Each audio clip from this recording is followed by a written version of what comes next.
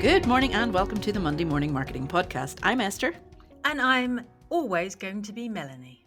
And I'm glad for that. And today we're joined by May King Tsang, the original FOMO creator, and we'll be talking about, surprisingly enough, FOMO, the fear of missing out. Welcome, May King. Hello, ladies. How are you both? We're It's fabulous. been a long day. It's Monday morning and it's already been a long day, okay? It really has. But we are here. We are with you. It is turning into a fabulous Monday morning. So tell us more about FOMO. Why should we embrace FOMO? Now, just before we hit the record button, we talked about JOMO, didn't we? And I want to separate the two because when I first declared myself as a FOMO creator, I did get a few messages and said that said to me, FOMO, I don't want FOMO, I want JOMO. I want the joy of missing out. But do you want your lurkers, your prospects, your clients missing out on the service or product that you provide? No, absolutely not. So in a business setting, FOMO is a very good thing. You want to create buzz, excitement, lots of content, lots of useful advice for your lurkers, and that will help them along their journey with you. And then one day they will, come across to the other side and become a client or become a prospect or wherever they are on the business journey. So you make this sound really, really simple. Okay? It's like everybody should just wake up and know how to do this. And I can vouch for the fact that no. Well, if business was, if it was easy to be in business, then we'd all be doing it, wouldn't we? But yes, you're absolutely right.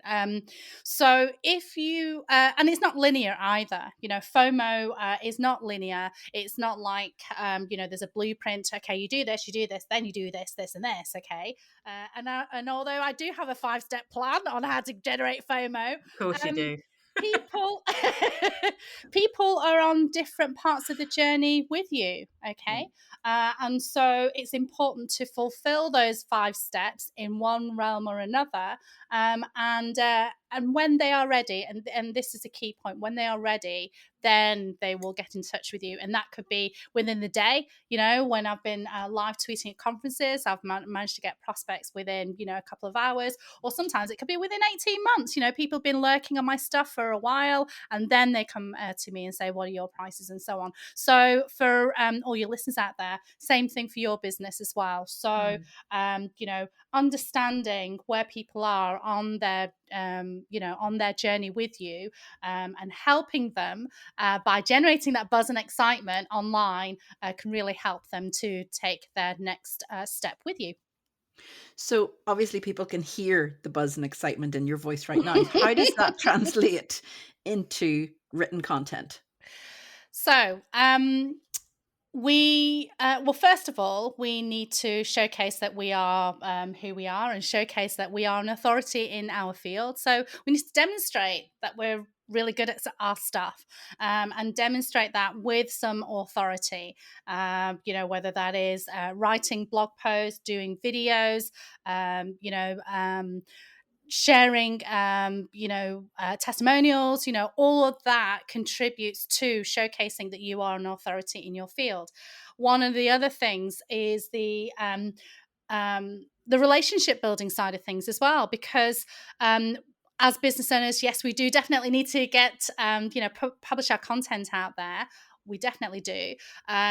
But we also need to start building relationships with people as well. So creating content for the lurkers is important, but also acknowledging the people who may have liked your post or may have shared your post, or, search for opportunities to go into conversations in order to start building relationships with people. That is something that we need to do too. So let's just assume that, because we have a range of people who listen to us, May King, and So some of them are startups and some of them are established businesses. And obviously, they're going to have completely different trajectories and different ways of building FOMO. And especially the poor startups, to a large extent, they're still very, very nervous about, airing what they do. So going live and, they probably might not be competent enough or fast enough to do live tweeting and that sort of stuff. So is there any way that they can create FOMO at such an early stage, or is it really best for that type of industry, for that type of startup, to contact you and bridge that gap, maybe? So yeah, I mean, you definitely need to hire me as a FOMO creator. No. Thanks for that, Melanie. That's obs. No, I'm kidding. I mean, even when so I lived in Australia for 6 years, came back in 2016, and I had to, because I was away from England for such a long time, I had to start my business again. So what I'm telling you now is basically what I did for my own business, and so I built my brand. And as a startup, it doesn't matter if you're a one-person band or a team of 5 or more or what have you. We still need to establish our brand out there, and the brand is not just in our color scheme. It's the way we talk, the way we come across when we're meeting people in person, when we're allowed to again, and virtually, in Zoom meetings and that kind of stuff. So branding is so important. Then it's the relationship building, as I've mentioned. So we're all in business and we all know what we know and we're all amazing at what we do. Okay. And we have to believe in ourselves. And when we believe in ourselves, we can publish that content online. So the next bit is, as I say, establishing that you are an authority in your field. And whether it's writing blogs, whether it's doing videos, whether it is creating graphics on Canva to showcase little insights and advice that we share on our socials, that all contributes to establishing that you are an authority in your field. And then when the opportunity arises, you can embrace opportunities like this to to appear on a podcast or appear on a show, to accentuate your authority even further. And then that's when your DMs should be busy. Well, not should be, but it could be busy with inquiries and people wanting to find out more about you. So really, to be honest, creating FOMO is it is bridging the gap between social media and PR. And what you're doing online is showcasing that you know what you're talking about. You've got some happy clients because, hey, look at this testimonial, right? Give a backstory as to what you did for that client, doing a lot of behind the scenes stuff, really explaining to people, what it is you do and how you do it. Give those little nuggets and insights because we're all terribly nosy. We all want to know what's going on in people's business, right? So, give your lurkers that. And then, as I say, when the time is right, they will come to you when it's right for them. Hopefully that makes sense. Yeah. So I always had sort of assumed FOMO and creating FOMO was all about, your events and your upcoming things, or if you're selling a product, it's running out soon. But the way you're explaining it now, it's also even just to work with you. So you could sort of do it, as a based business, go, I've only got one space left. And all my clients have said this about us. So, with one space opening up and et cetera, et cetera. So you could really, any business could use FOMO, right? Oh, absolutely. I mean, I generated FOMO for conferences, summits, and since the pandemic, I've been generating FOMO for digital challenges, product launches, service launches. But you can absolutely create buzz and excitement for for your product or your service. And it's not about manipulation. I really want to state that clear, because some tactics of buy now, or forever I'll hold your peace, and I don't know, like 10 days to go, 6 days to go.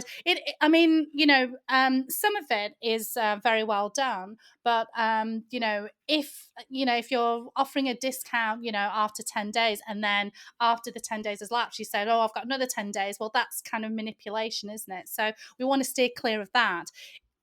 FOMO is about creating positive buzz and excitement in your community. And when I say your community, it's not necessarily how many followers or fans or connections you've got. It's the people who are engaging on your content, those lurkers who may not like your stuff, who may not retweet, who may not comment, but they are there. And so just letting people know the impact that your business is making on your clients, what you're doing, sharing an insight into what you're doing, this all contributes to that real buzz and excitement. So yeah, traditionally I invented FOMO for conferences, summits, and so on, but I've done interviews with business owners as well. And again, that establishes their authority in what they do by being interviewed by someone, think Terry Wogan, Graham Norton. But it showcases that what you're talking about, you're being interviewed by someone. That also helps to contribute to that FOMO. Yeah, I'm a journalist. I'm a journalist. I may not be Terry Wogan, but I'm a journalist. Yeah, but it's not that interesting anyway, to be honest. But so anybody can create this FOMO. Obviously, you're better at doing it. But when should people start creating FOMO about, let's say, an event? Because that's, most people associate the word FOMO with events. Let's be honest here. Yeah. So is it when you say give out the date, perhaps, or is it nearer the time, or does it matter how long you try and build FOMO? So that's a very good question. I've created FOMO for clients whilst building up their community in the past, and that took about 3 months. Wow. I've created FOMO for clients where they need, they just had a week to go. I've created FOMO for clients where we've had a month. So it really depends on how active and how many lurkers you have. So going back to the client where I worked with them for 3 months, it was because they were creating an Instagram account and Twitter account from scratch. They had an event, in 3 months' time, and the founders were doing their incredible stuff. But I gave them, a lot of FOMOing advice, which they applied, and I also happened to be the FOMO creator on the day. So we were doing interviews on the day as well. But we actually created lots of buzz and excitement in the lead up to it, as well as adding, followers onto it.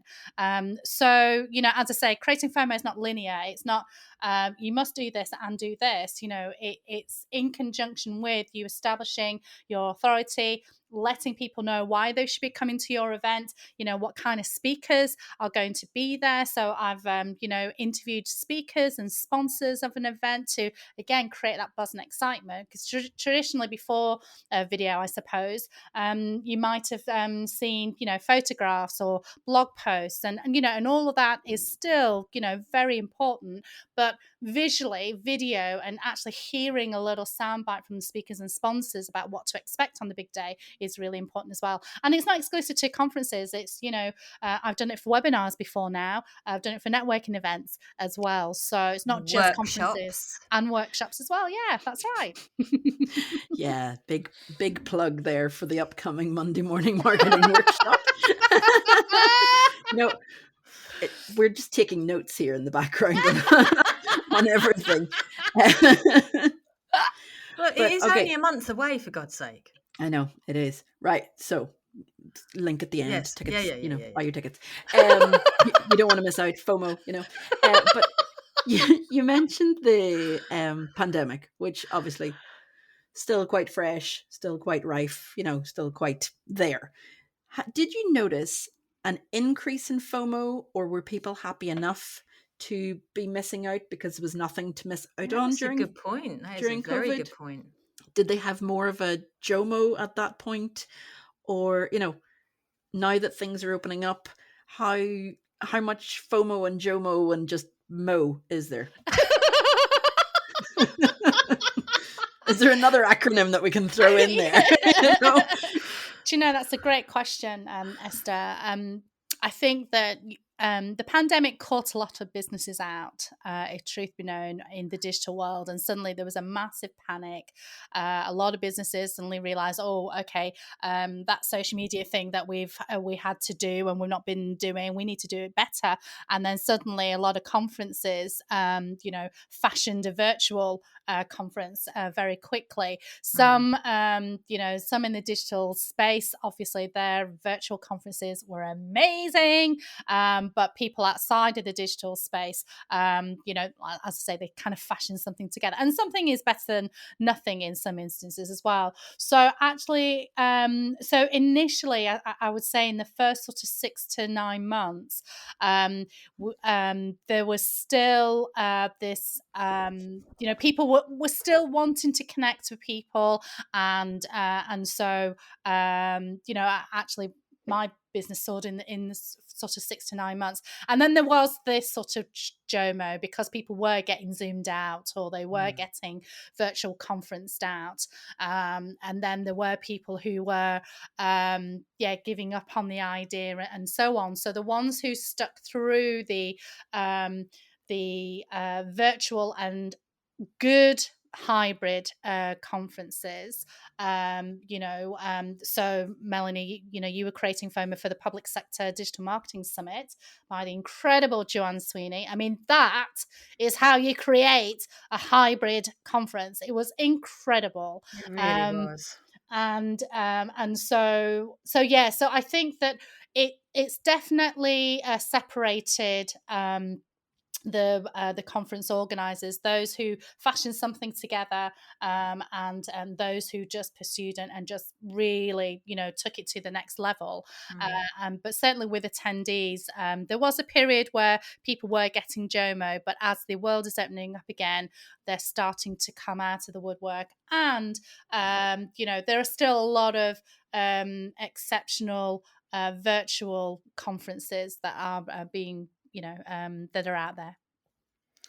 So we are talking about events, and events have their own budget, obviously. So don't worry, I'm not going to ask you for prices. It wouldn't be fair, because there's lots of different shapes and sizes of businesses that will be listening to this. And it's all very dependent on platforms, what kind of event they're running, or interviews or whatever. So I know it's all very dependent. But could you actually facilitate services for the startup, who probably will have little to no budget, to the big corporates who will have brands, even who will have literally thousands at their disposal, and make it value, give them good return on investment for both sides? Yes, and I've done that. So I have been hired to create FOMO, but on the other end of the scale, I've been hired to review people's existing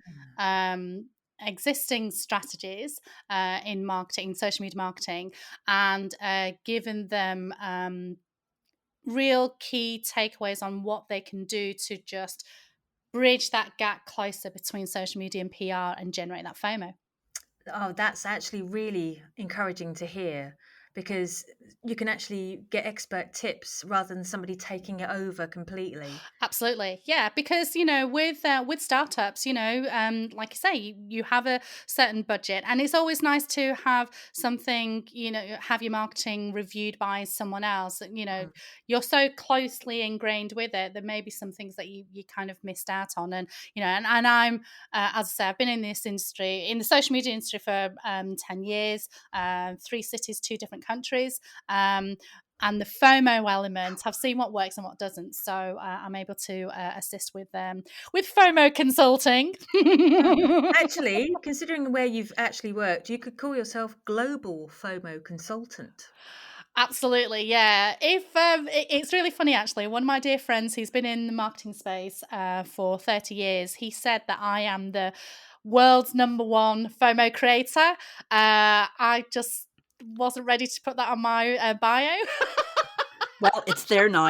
You've heard it here first, people. You heard it here first. May King Tsang is the #1 FOMO creator in the world. So where do we find more about what you do, and where would be the best place to contact you? Because you're all over flipping Twitter like a rash. and get your free download. Yeah. Top tip. Well, I'm just in the middle of resprucing of doing my website. So LinkedIn or Twitter is probably the place that you can go. I do have an email capturing website, but I haven't done anything with it yet. On FOMOcreator.com, but do contact me on LinkedIn and Twitter, and we can definitely get in touch then. Oh, thank you so much. That's brilliant. Thank you, May King, for joining us today. And I do hope people do get in touch with you. I have seen firsthand some of the FOMO that you create for some events, and it's unbelievable. So if you have any questions for May King about FOMO, I'm sure you can get in touch with her and she'll be happy to answer any questions. You can find her mostly on Twitter Spaces as well. Every week she's popping up there. So thanks for joining us, and we'll be back next week with more Monday Morning Marketing. Bye-bye. Bye.